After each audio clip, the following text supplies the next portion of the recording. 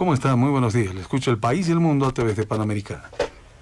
Buenos días, un saludo cordial a los distinguidos auditores a través de la gentileza de Radio Panamericana, gracias por la comunicación. Un saludo a los conductores del programa. Primero que cuando se presenta una movilización social, lo que tenemos que hacer en este caso como Ministerio de Gobierno, como entidad encargada del resguardo del orden público en el país, es hacer una valoración, una caracterización del conflicto social para ver cuál es el grado de legitimidad que tiene el mismo y segundo, establecer cuáles son los actores involucrados. Una movilización puede tener dos características. Puede ser una movilización reivindicativa, legítima, puede ser una movilización justa desde el punto de vista de gente que no ha logrado canalizar a través de los conductos institucionales un diálogo, una petición, una solicitud o una pretensión. Y en ese caso, pues, es lógico que hay que abrir un escenario de diálogo, hay que agotar esfuerzos, hay que reconocer por parte de las autoridades que es necesario intervenir en el conflicto en términos de generar condiciones de interlocución.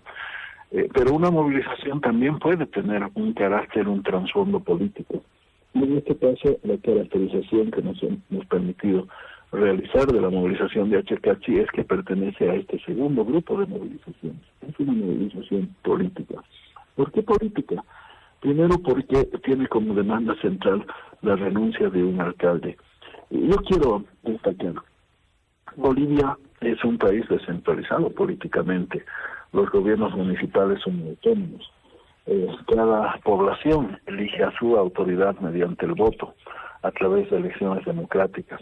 No es el gobierno nacional el que designa a dedo o mediante cualquier otro procedimiento a un alcalde. Entonces, lógico, ¿qué tiene que ver el gobierno nacional con el cuestionamiento a un alcalde?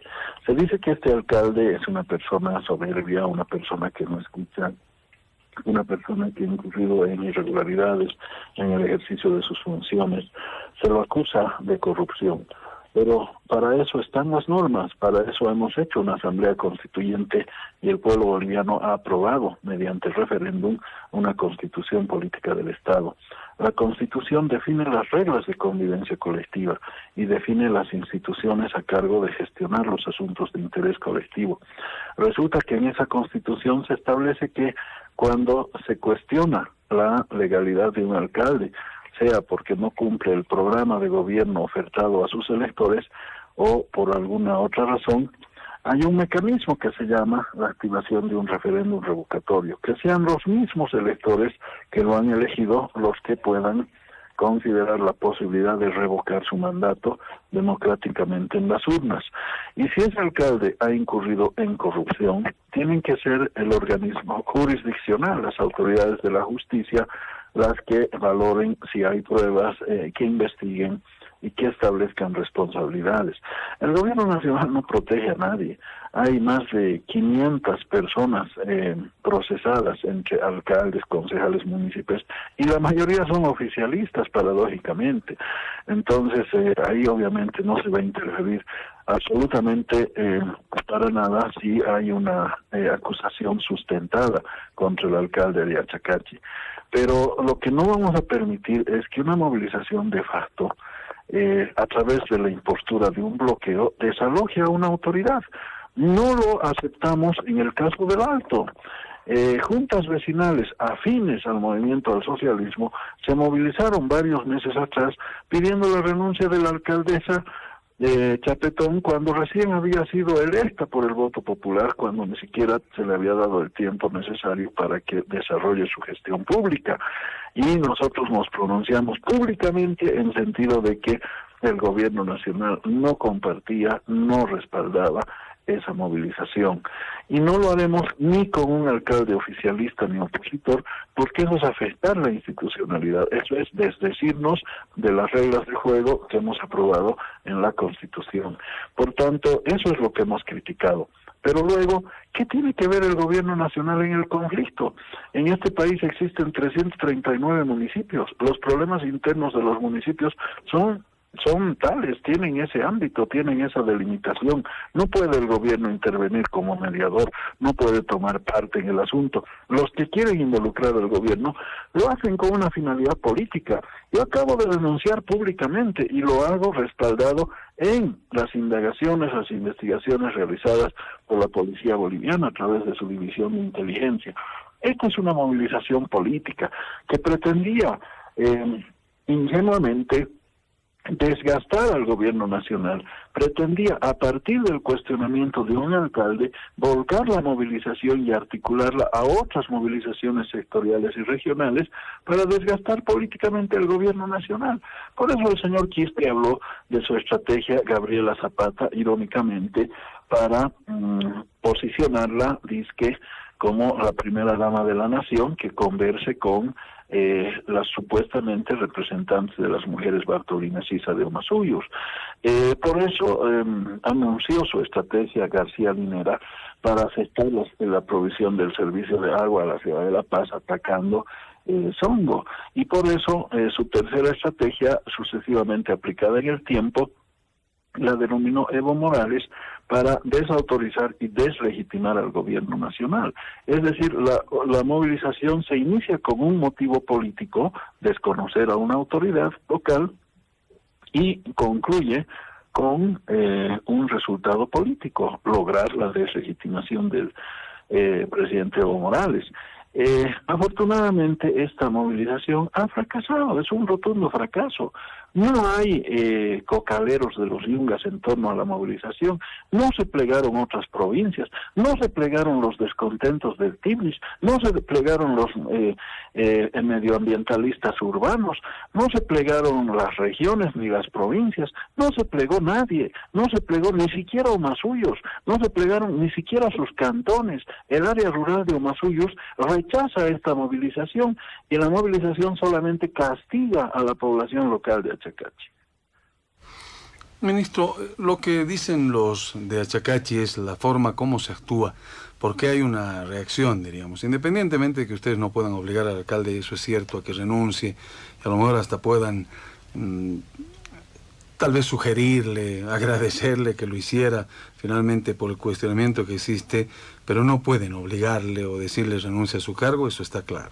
Pero ¿qué ocurre con la acción de la policía, de la fiscalía y del Ministerio Público y de la Justicia, quiero decir?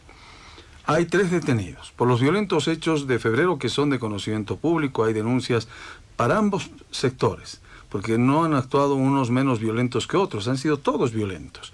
Pero los ponchos rojos ingresan a Achacachi, saquean centros comerciales, queman viviendas, y dicen los de Achacachi, a lo mejor con justa razón, ¿por qué solo detenidos de un sector y no de otro? Y un poco hacen el parangón con lo que ocurrió en Panduro. ¿Por qué solo mineros cooperativistas detenidos y no hay una investigación y resultados sobre quiénes mataron a los mineros? Un poco tratando de hacer ver que se protege a la policía. La justicia también está actuando mal, ministro, en este tema, de forma muy parcializada, para enardecer más ese sentimiento de protesta que tienen los de Achacachi. Bueno, si alguien tiene muchas dificultades tratante del gobierno nacional con la justicia, es el ministro de gobierno que habla, ¿no es cierto? Soy el que mayores enemistades debo tener. Alguna vez me acusaron hasta de ser un pretendido candidato a la presidencia del Estado por denunciar irregularidades en el funcionamiento del sistema de justicia. O sea, para mí no son ni mis amigos ni mis cercanos, obviamente que puede haber una serie de percepciones en torno a la actuación judicial. En el caso de la movilización minera, por ejemplo, yo me siento indignado porque ya debió cerrarse la investigación del caso Llanes, ya debió imputarse a los asesinos de Llanes, ¿no es cierto? Ahí yo me siento injustamente tratado por la justicia, pero bueno, mejor me callo porque de lo contrario me van a decir que soy candidato o alguna de esas patrañas, ¿no? En el caso de Achacachi, si no les gusta la actuación del fiscal, si consideran que los fiscales están parcializados, que no sé qué, hay acciones legales para eso, ¿no es cierto? Es decir, Ellos tienen 3 abogados contratados. FEJUVE y Comité Cívico de Achacachi tienen 3 abogados, por lo menos que yo sepa. De repente hay más que están asistiéndolos profesionalmente y sus abogados saben cuáles son los procedimientos legales para impugnar tal o cual actuación de un fiscal o de una actuación o de una autoridad jurisdiccional. Si ellos consideran que los ponchos rojos que han incurrido en acciones violentas no están siendo investigados, pues ellos tienen también los recursos legales para dar impulsión al proceso investigativo a cargo del Ministerio Público, presentando los elementos probatorios correspondientes. Pero en definitiva, ese es un Estado, ¿no es cierto?, que actúa en el marco de sus instituciones establecidas, nos gusten o no nos gusten. Yo no podría rebelarme contra los fiscales porque no me gustan sus ritmos, sus actuaciones, las preguntas que hacen y demás, bloqueándolos o poniéndoles una vigilia o amenazándolos. Señores llegaron a plantear un plan para secuestrar fiscales el día lunes. Nosotros lo denunciamos temprano para abortar ese su plan. ¿No es cierto? Decían secuestrarán fiscales y así los intercambiamos con los detenidos. Entonces eso es una barbaridad, porque entonces estaríamos en un estado donde impera la ley del más fuerte, donde a alguien se le ocurre y bloquea el camino y impone discrecionalmente su impostura, ¿no es cierto? Y ese no es el caso. Bien, ministro, usted hoy ofreció una conferencia de prensa haciendo anuncios. ¿Esta acción penal que se señala va contra quiénes de manera específica? Yo he dicho que hay un plan que lo denominaron García Linera. Ahora recibí un informe de la policía que dice que el plan consiste en afectar la planta de Songo para que no haya provisión de agua, ¿no? Y de tal manera que la población se vuelque contra el gobierno, preocupada, angustiada, etcétera. Eso no vamos a permitir. Si alguien quiere acercarse a afectar una planta de provisión de agua, que es un servicio básico y un derecho fundamental de la gente, ahí vamos a actuar con rigor y presentaremos las acciones ante la justicia, ¿no es cierto? ¿Contra quién? Contra el que se atreviera a cometer tal desfachatez, independientemente de que lo haga con un pasamontañas o dando la cara ante el pueblo. Ahora, ministro, un analista hemos escuchado decir que hay una protección del gobierno hacia este alcalde, porque si se cediera en su renuncia o se obligara a que renuncie, podría provocar un efecto dominó, que luego en todas las regiones pedirían lo propio frente a algunas observaciones, cuestionamientos o denuncias de irregularidades contra muchos alcaldes, dicen, del movimiento al socialismo. Sería una especie de cuidar lo que podría ocasionar luego un efecto, pero que prácticamente provocaría la renuncia de una gran mayoría o tendría que darse lugar a una renuncia masiva de alcaldes del oficialismo. Usted como, no solo como ministro, también un analista político, ¿cómo ve esa situación? ¿Usted cree que podría darse ese fenómeno? Sí, se podría dar ese fenómeno y ahí sí tenemos una posición, ¿no es cierto? Un posicionamiento que lo hemos expresado públicamente, porque obviamente nosotros hemos tenido que reconstruir un sistema político. Hay un sistema político que se cayó el 2003, producto de la movilización popular. Los políticos fueron desalojados por la rebelión del pueblo, de la población, y obviamente se tuvo que constituir una nueva institucionalidad política con base en las entidades que forman parte del Estado plurinacional, de la descentralización política autonómica, con los mecanismos de participación ciudadana, etcétera. Y nosotros tenemos que resguardar esa institucionalidad. No importa si son masistas u opositores o verdes, azules, rojos, los que están en el ejercicio de la función pública. Nosotros hemos establecido que si alguien ofreció un programa y transcurrida más de la mitad de la gestión no cumplió su programa, puede ser presidente, puede ser gobernador, puede ser alcalde, entonces obviamente la gente tiene derecho, acreditando una legitimación, de activar un referéndum de revocatoria de mandato. Ese es un mecanismo de participación democrática directa, liberal, ¿no es cierto?, existente en varias constituciones del mundo, entre ellas la Constitución boliviana. Es decir, quienes por voto eligieron a alguien para que aplique un programa, y si ese alguien no aplicó ese programa, pues puede ser desalojado también por voto, pero habrá que esperar el plazo, que es más de la mitad del tiempo transcurrido de la gestión, para tener una valoración objetiva de sus compromisos programáticos ejecutados. Y si alguien, aprovechándose del cargo, incurre en corrupción, debe ser investigado por el Contralor, por el Fiscal, por el Viceministerio de Transparencia, por la UIF o por cualquier mecanismo institucional establecido por el Estado boliviano para establecer si hay malos manejos o no, y corresponde una acción penal. Y una acción penal obviamente deriva en el desalojo de esa autoridad del ejercicio de la función pública, por haberla traicionado, por haberla utilizado para beneficio propio. Esos son los mecanismos institucionales. Ahora, si alguien va a desalojar a un alcalde bloqueando el camino y nosotros damos paso a eso, imagínese, eso sí es un efecto dominó que se reproduciría en cualquier lugar del país, porque hoy día puede ser Felipe Quispe que no le gusta el alcalde de Achacachi y lo desaloja con un bloqueo. Mañana Juan Pérez en el municipio de Porvenir en Pando, o en el municipio de Bermejo en el Chaco Tarijeno, entonces también dirá, ese es el camino, hay que bloquear el camino, desalojar al alcalde y apropiarnos de esa alcaldía. Y ese es un mecanismo golpista, ese es un mecanismo que está al margen de la construcción de voluntad popular que se hace mediante el sufragio, mediante el ejercicio del derecho ciudadano a través del voto. Ahora, siempre en el terreno de analizar todo cuanto se ha dicho sobre esta temática, señor ministro, usted bien habla sobre la construcción de un Estado que se ha dado en nuestro país, pero hay una observación muy clara, ¿no? Dicen el caso de la policía, cómo se usa la institución Verde Olivo para servir a ciertos objetivos del gobierno, o sea, para enfrentar a sus adversarios. Y se menciona el caso, por ejemplo, de los discapacitados, el caso de los mineros. Es decir, hay bloqueos buenos y hay bloqueos malos, hay manifestaciones buenas y hay manifestaciones malas. Y esto no resta, no le hace perder credibilidad cuando al final se quiere imponer el orden, señor ministro. ¿Cómo analiza usted estas críticas?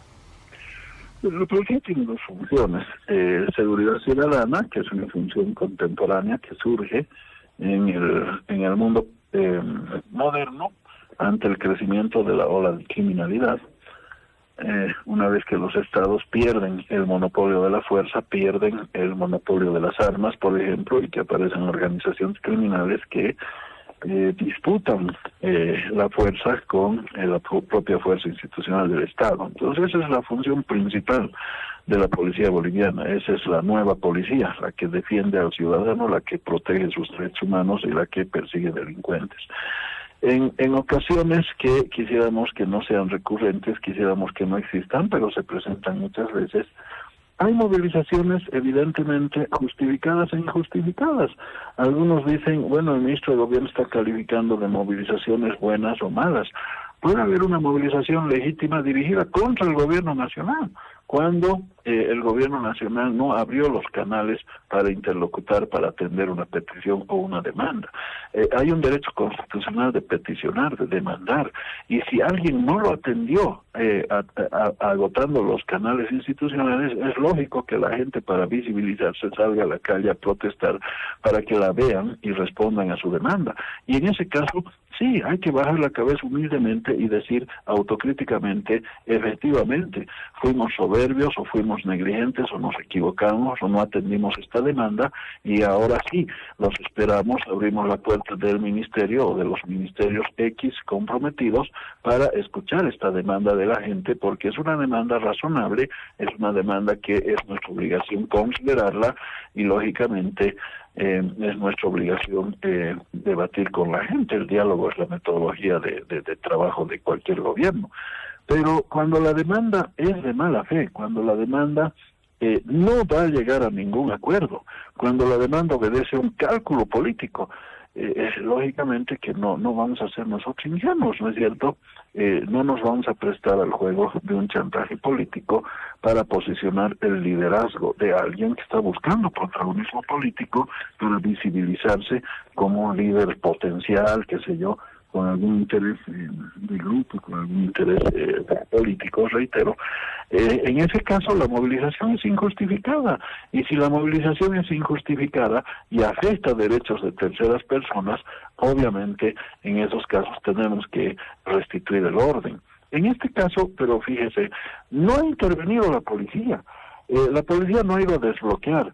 La policía ha sido provocada. Hace una semana atrás, o algunos 10 días atrás, cuando intentaron ingresar a la Plaza de San Pedro, sí hubo un gas de aerosol, porque bueno, fueron a golpear a los policías, y los policías son seres humanos, los policías se defienden cuando los atacan, cuando los agreden, tienen que defenderse, eso es natural, pero la instrucción es no reprimir ninguna movilización de Achacachi. Cuando me enteré de que el día lunes pasado iba a haber una movilización con niños, le pedí al subcomandante general de la policía, al general Alvarado, ante la ausencia del titular que está de viaje en el exterior, le pedí al general Alvarado: general, organice usted sus brigadas de protección a los niños, para que los niños no sean afectados.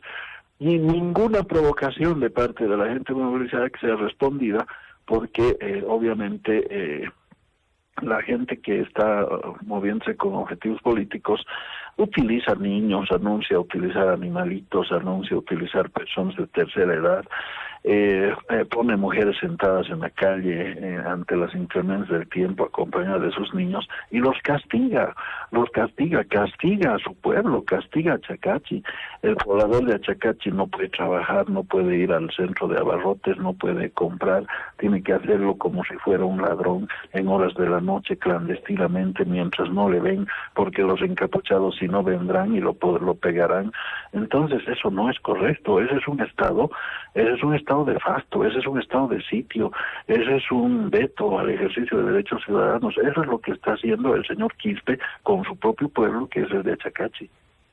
Ministro, con sinceridad, porque sabemos que usted actúa de manera honesta, sincera, por ello es bueno dialogar con usted, independientemente de la responsabilidad que hoy tiene como ministro de Gobierno. Algunos dicen que el MALCU está liderando la protesta y que en ciertos sectores del gobierno hay cierto temor de que pueda reaparecer ese fantasma del 2003, cuando hubo una rebelión iniciada también en esa región, que terminó en el abandono del poder del entonces presidente Gonzalo Sánchez de Lozada. ¿Cómo ve esta situación? ¿Cómo concluirá este acontecimiento? Claro que es muy difícil determinarlo con precisión, ¿no? Pero ¿esta es una señal que llama la atención, que preocupa al gobierno? No, primero que le agradezco mucho sus conceptos. Es una coyuntura absolutamente diferente. En realidad, si uno se remonta a la coyuntura de octubre del 2003, paradójicamente se encuentra con que había un conflicto local. Había una movilización en Achacachi por un conflicto absolutamente local, ¿no es cierto? Es decir, el dirigente campesino de la central provincial había sido acusado de abigeato y se había expedido un mandamiento de aprehensión contra este dirigente. Fíjese cómo es de caprichosa la historia. Entonces la población de Achacachi se se moviliza para defender a su dirigente campesino por una acusación de abigeato.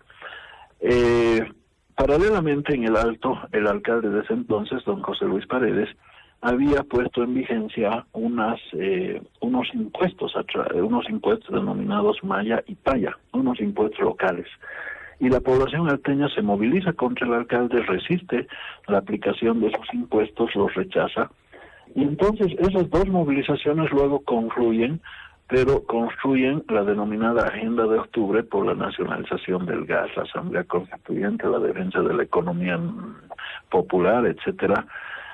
Porque, claro, una movilización local que podía converger y sincronizarse a otra movilización local vecina y podría luego atravesarse con una demanda estructural que estaba en la preocupación de la gente, podía adquirir luego las connotaciones del levantamiento popular que adquirió luego.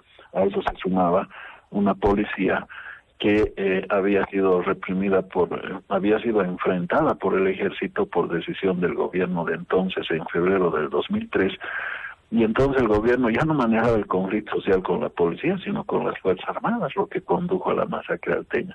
Pero son condiciones radicalmente diferentes, ¿no? Yo nunca voy a denostar y relativizar cualquier conflicto social, porque hacerlo sería soberbio, ¿no es cierto? Pero quiero significar que un conflicto local puede convertirse en un conflicto general, pero cuando hay condiciones objetivas de demanda estructural que luego subjetivamente o conciencialmente involucran a otros sectores sociales o regionales, como sucedió en 2003. Este no es el caso. No es el caso, es decir, tal vez Felipe Quispe calculaba que la gente del Tibnis, la gente de los Yungas, la gente que ha tenido problemas con el gobierno en este último tiempo, se va a articular en torno a su liderazgo y en torno a esta movilización de Achacatí, reproduciendo la coyuntura del 2003. La historia no se repite, decía un sociólogo, ¿no es cierto? Y obviamente el contexto y las condiciones son radicalmente distintas, por eso esta movilización está aislada. Muy bien, ministro. Bueno, finalmente breve, por favor. Usted tiene una interpelación en próximas horas, ¿no? Según nos han informado, será sobre el tema de los casos de corrupción en Dircavi. ¿Confirmada su asistencia, señor ministro, ante la Asamblea Legislativa Plurinacional el sábado, ¿no? Sí, evidentemente, el sábado en horas de la mañana. Respeto que hayan programado para ese día. Yo no tengo ningún problema de asistir. Cualquier diputado, cualquier senador tiene el derecho de interpelar a una autoridad, y la autoridad tiene que presentarse con humildad y con todos los respaldos y el respeto para atender las preguntas, por más que algunas sean dirigidas y de mala fe, pero bueno, el debate decantará seguramente esos elementos. Nosotros estamos preparando todas las respuestas, creo que son 70 preguntas, y las vamos a atender, y no solamente voy a responder las preguntas formuladas por la senadora Carmen Eva González en su pliego interpelatorio, sino voy a responder una serie de conferencias de prensa que ella ha estado dando referencia al ministro de Gobierno y acusándolo de muchas cosas en este último tiempo y que no han merecido respuesta alguna de mi parte hasta ahora, porque me he guardado todas las respuestas para esta interpelación, así es que con humildad, con respeto, pero sobre todo dotado de los elementos que respaldan objetivamente nuestras acciones, vamos a aclarar todo lo que se nos está preguntando con relación a las investigaciones en el marco de Dircavi, de las transferencias de la NAS, de las movilidades y equipos para la lucha contra el narcotráfico, propiedades por la embajada norteamericana, de todos los aspectos que quiera saber la senadora Carmen Eva. Bien, gracias, señor ministro del Gobierno, don Carlos Romero, por haber conversado con Panamericana. Ha sido usted muy amable. Muy buenos días. Seguro, colega.